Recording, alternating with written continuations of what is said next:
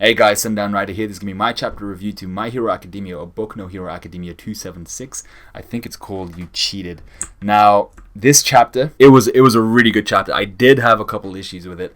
We'll get to that, but I think those issues were just kind of me trying to make sense of a couple things, but let's get right down to it. There was a lot of stuff that went down. I think this was the longest chapter we've had in quite a bit. So let's just get right down to it. There's a whole bunch of stuff that went down. So the first kind of, let's say, scene is essentially just the news helicopter flying around Jakku City, and you have the guy in the chopper basically saying, "We're coming to you live from the skies above Jakku City. We're seeing all of this destruction. A third of the city's basically been reduced to rubble.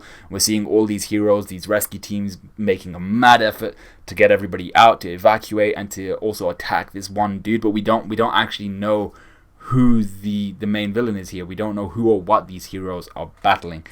So this guy, this news reporter, he brings up, Hosu City, Deika City, Kamino Ward.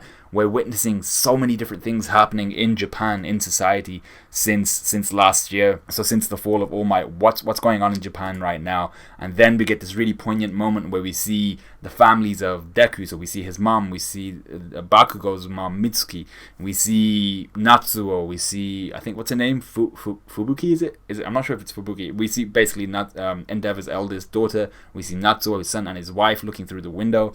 And this is kind of like, death flaggy moments, like, oh, why are we seeing their families? Especially because Mitsuki is reading a book called Katsuki Memory. Katsuki being, their family name. So I was like, oh man. And then you have All For One chilling in Tartarus, just smiling. I'm like, how the hell does this guy even know what's going on? I'm not so sure if I go bullshit on that somehow, some way. He seems to know that, oh, my boy is kicking off. But I'm not so sure if I'm so happy about that. So the scene we kind of dive into straight away is we see Gran Torino pulling aside Bakugo and Deku. Still, he's trying to get as far away as he possibly can. We see Aizawa and Rocklock now holding on to him with Manuel there. Actually, they're trying to make sure that he stays alive, and Deva's rushing towards Shigaraki, and Shigaraki's just smiling. And we see Shigaraki pull out that communication device, and he just talks into it saying, "Kill every person you see." And I shit my pants here. I was like, oh my god, is he talking to Gigantomachia? Later on in the chapter we find out, nothing to do with Gigantomachia at that point. Who he's talking to there is freaking the other high end. So we'll get to that when it comes down to it. But Shigaraki he's just a lot more intelligent than I think I gave him credit for, and he utilized his quirk in such a way where I was like, I did not think of that. And Ujiko seems very happy about it. But what we see here is Ryukyu open her mouth, and her mouth is huge. Like, I get she's a dragon, but that's a gaping mouth, and she's calling out to Endeavor, go clap Shigaraki as fast as you can. So I thought this was really cool here. Endeavor uses one of his sidekicks, and this sidekick is called Kido. And this sidekick is the guy with the bandages, blackened out face and stuff like that, or blacked out face even. And what he does is he makes this kind of this circle with his bandages, and it looks like whatever goes through those bandages, or whatever goes through it, some sort of area of effect that Kido sets up, their trajectory changes. So his quirk is traject, and what he can do is alter the course of bodies in motion. So anything that already has momentum or anything like that, he can alter their trajectory. So what you see is Endeavor rushing straight towards him, possibly at like max speed, and Kido just aims it straight towards Shigaraki. So I thought this was cool, this was awesome. And what this does is it allows Endeavor to just pop up right in front of Shigaraki and just try and absolutely blow him out the water. We see Aizawa here, and he's talking about how it probably would have been better to hide first before using his quirk, but he's also considering the fact that, we're in a, basically this is the fight of our lives. I needed to take that risk. We see Manuel here, who's actually providing some water into Aizawa's eyes. We know he dries out when he uses his quirk extensively, so he's kind of working in sync with Aizawa to make sure that his eyes are still being given some sort of moistness, if you want to use that, aren't drying out. Essentially, he's just making sure of that. So Endeavor then he kind of gets ready to use, I think he uses his prominence burn here, but there's another move where he kind of has this spider's web. We've seen it before, but I'm not sure what it's called, and this is the part of the chapter that I had my major issue with, so you can I'll discuss that a little bit. So Endeavor uses his prominence burn. You see Shigaraki totally happy about this, like, yikes, but he's making fun of Endeavor all the way through, and I was like, that's a really, it's annoying, but it's really fun to see. It's the main villain has absolutely no fear of the number one at this point, and he's just chilling. But what Shigaraki does here is he's in mid-air, and he uses the strength in his left arm to kind of punch out like a palm kind of thrust, and the force from that thrust exerts an opposite force on him, and it pushes him out of Endeavor's prominence burn. So, and it only actually burns up his left arm, which doesn't actually burn too much, I think, judging by the quickness of how quickly he pushed himself out. But you can see how shredded Shigaraki is now. He's absolutely, his muscle is dense. He's got this throbbing vasculature going through him. He looks amazing. You can see his serratus, his pecs, bis and tris. He looks absolutely stacked. He's built like a brick house. And he's just there smiling again, saying that hurt. And what Endeavor says here, and this is what really, I was like, what? This doesn't make really that much sense to me. He says it's not a quirk that Shigaraki used to propel himself out. His strength isn't a quirk. That's just his natural strength. His body has been adjusted so that his strength is almost like All Might's. And we see Dr. Ujiko here saying it's not quite on par with All Might's. Excessive remodeling of his body would have overburdened his brain. So his body has been remodeled to have that type of baseline strength. He's almost as powerful as All Might, probably around, let's just, this is a completely out there percentage, but let's say he's probably around about the 75% mark strength of All Might, and that's without a strength quirk, whereas All Might was a kind of battery quirk, one for all, in the sense of it was stacking up the strength of every previous user and it was giving that to All Might. So All Might's strength was entirely his quirk, I think, for the most part. But he also had that built body as well, and naturally able to control his quirk. But my issue here is the fact that Endeavor realizes, he's like, the jump from back then too, when we see Shigaraki jumping from where Endeavor was towards Deku, he's like, that was just his natural strength. A swing of the arm lets him move around in midair. He can jump like that. And my issue here is Aizawa's looking at him. We know that's not a quirk. All of his quirks have been erased. Aizawa actually says, my erasure hasn't been undone. That's just his natural strength. I think Horikoshi is playing a very dangerous game there, because what you're saying is that he's been genetically engineered now. His body has been tampered with in some way, shape or form, so that his musculature, his bone density, his tendinous strength, his ligamental integrity, all that type of stuff, the cartilage and all that type of stuff, it can handle that level of strength. But what I'm trying to get across here is, if you're saying that's not a quirk, that's just, we've just boosted the strength to that degree without the use of a quirk. The issue I have with that is that there must have been some element of genetic remodeling that occurred to enable that.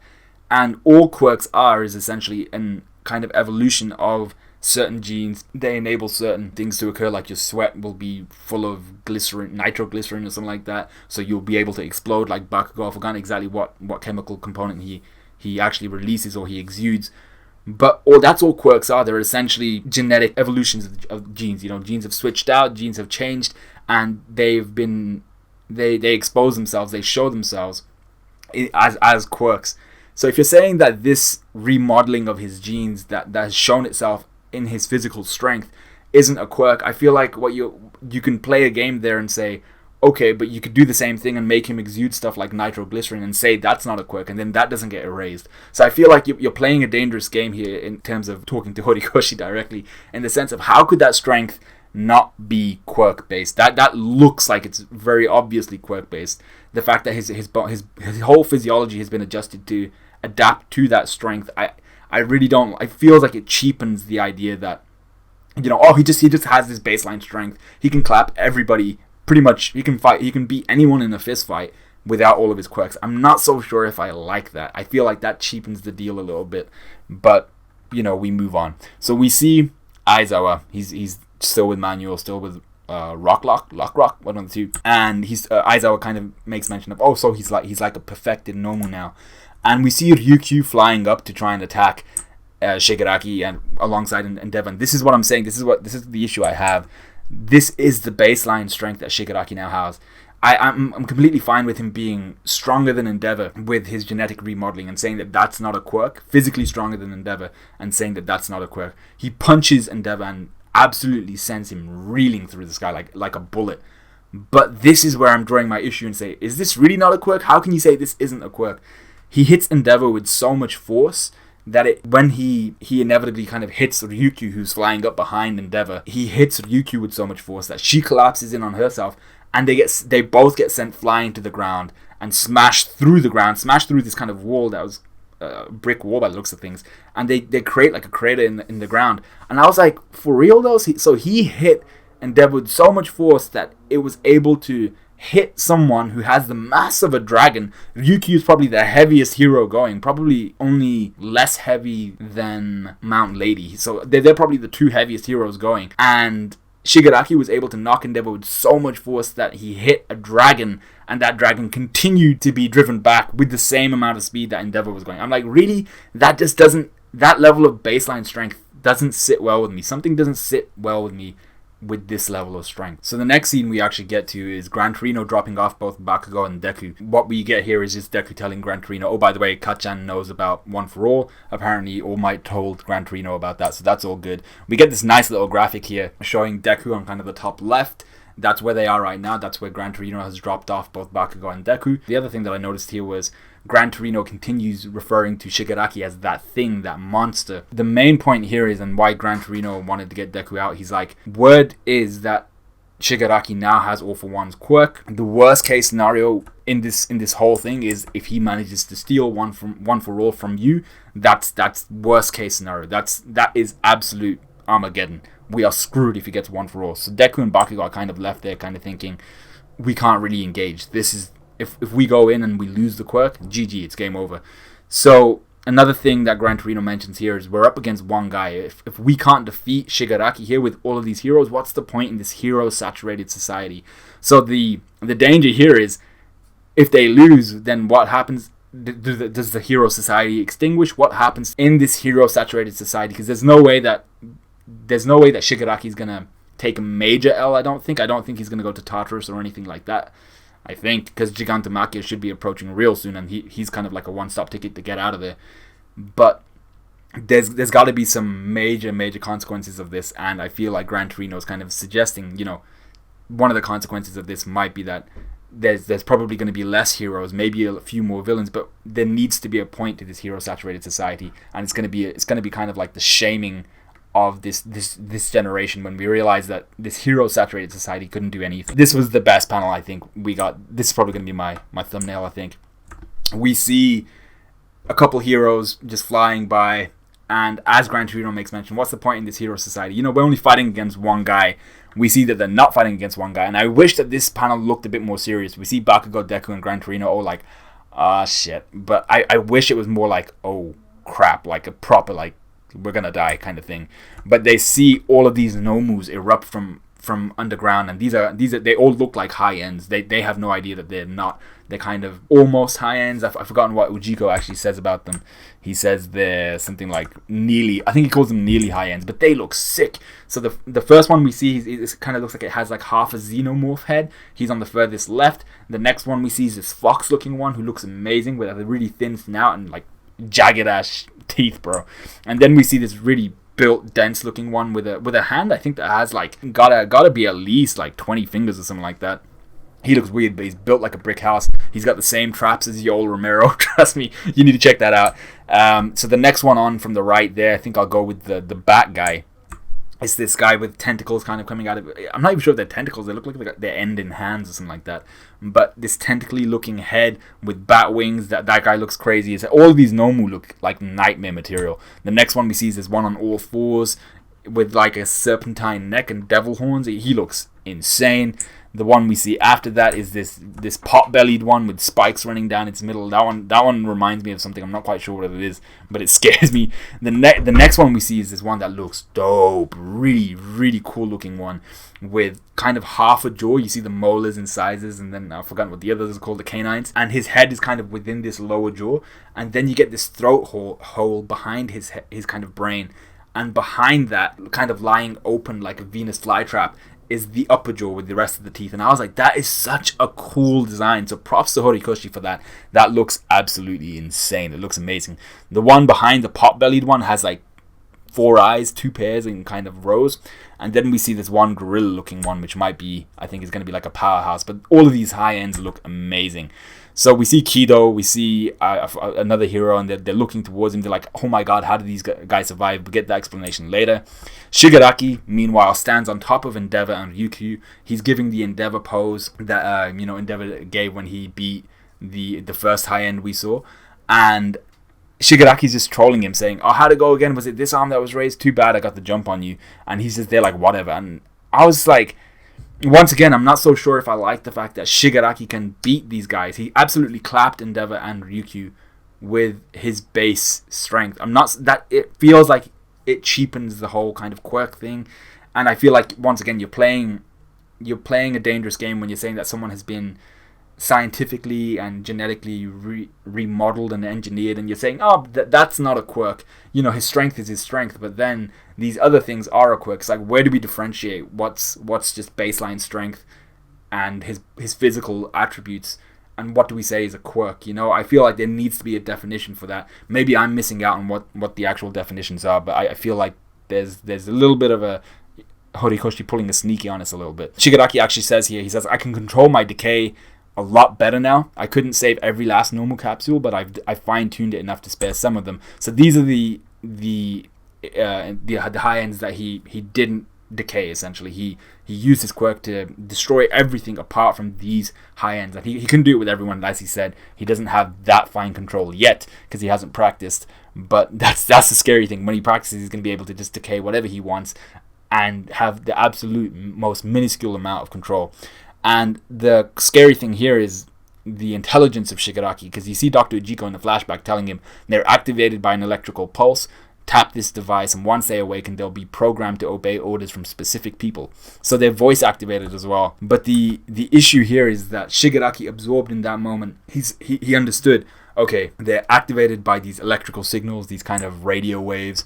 But it says electrical pulse, so I assume the radio wave that Shigaraki sent out is kind of it is on the electromagnetic scale, I think, if that's what it's called. But when he blasted Endeavor with that wind attack and he jammed all of their audio equipment with that radio wave, he also used that to activate these high ends. And then when he gave the command, kill everyone you see, that was his voice activating them. So someone on Reddit actually mentioned, in the future, if Shinso, for instance, replicated Shigaraki's voice, would he be able to take control of the Nomu? That would be a really, really interesting situation, and I actually want to see something like that. That would be incredibly useful, and I think that might actually be a future plot point if these high ends survive. If they don't, then I don't see how it would be an issue unless there are other high ends that, for instance, Shigaraki somehow creates. The thing we learn here from Dr. Ujiko is, once again, that these are near high ends. They ain't perfect, and I don't think they have the ability to think for themselves, is what he mentions. They're still in the testing phase, and Gran Torino shits himself. He's like, oh my god, they're heading right for Eraser. You two keep talking to Bakugo and Deku. And basically what this situation is, you see Shigaraki absolutely darting straight towards Eraserhead as well. So the crux of this situation is kill Eraserhead. He's the one that's limiting me right now. And Shigaraki goes in. Rocklock tries to protect Aizawa. I love this part. Aizawa, whereas last chapter he was like, my sole purpose is to bring down Shigaraki. I think he was even like, the sentiment he was giving off was, if I die bringing down Shigaraki, then my life's a success. But then you see here that he's like, I can't afford to die. If I die, there'll be no one left to hold him back, talking about Shigaraki. But then he's thinking about his students. He's thinking about Deku. He's thinking about Bakugo. He's like, I have to watch over them until they graduate and become heroes. And then he thinks about the rest of his class, and he's like, I still need to teach these guys how to be heroes. I still need to be there for them as their emotional support, as they develop, and kind of support them in whatever the way they need. So I thought that was really awesome. I thought that was kind of a really emotional scene, considering it's Aizawa. We know he's a softie inside, but I also really like that he's pulling out this kind of, I think it's a kodachi or something like that, a short sword or something, or even a knife from behind his waist. I'm not sure if we've seen this before. I think we might have done, but the fact that he's actually using it for once is pretty cool. The chapter then starts to finish, I suppose. You see Gran Torino, Rocklock, all of these guys converging on Shigaraki, and then you just see this lightning bolt, and you see Deku absolutely deck Shigaraki. He grabs him by the shoulders, and he's got his head like right next to his, and he just hits him with basically all for one. But all for one's kind of propellant force. It's not an actual strike. And for the first time, we see Deku and Bakugo. Bakugo says it's our turn, which I thought was cool as well. He's not saying it's my turn, it's our turn. They're both thinking on all the times that Aizawa's covered for them. He's taken damage for them. All of the times that Aizawa's helped out both Deku and Bakugo, they're just like, nah, Sensei, it's our turn now to help you out. So I thought that was really, really cool. But obviously Aizawa is shitting his pants, and Gran Torino is shitting his pants. He's like, oh my god, I told these kids to stay the heck away, and they've done the exact opposite of that. So it's probably not the best move by Deku and Bakugo, but I I can't lie and say that I'm not secretly happy that Deku thought, yeah, we need to go then. Bakugo was probably like, yeah, let's go kick some ass. I'm really happy that they decided to do that. It just probably wasn't the brightest move. And actually, another point to address here is the fact that Deku and Bakugo both have absolutely immense speed. Managed to get to the scene faster than Gran Torino. You see, Gran Torino is actually a few inches away from Shigaraki. He had a head start on Deku and Bakugo, and they both reached there almost at exactly the same time that Gran Torino did.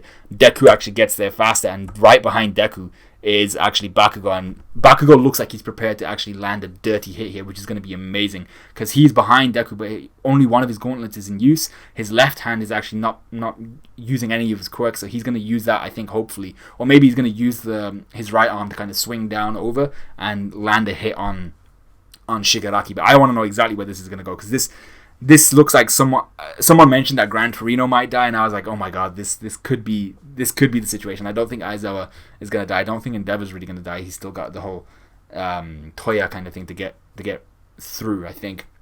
But this review has been long enough, and I don't really want to go through all what we're gonna see next chapter. But I think Gigantomachia and the stuff, the rest of the League of Villains are really gonna have to roll up soon, because Shigaraki is now facing quite a few different heroes.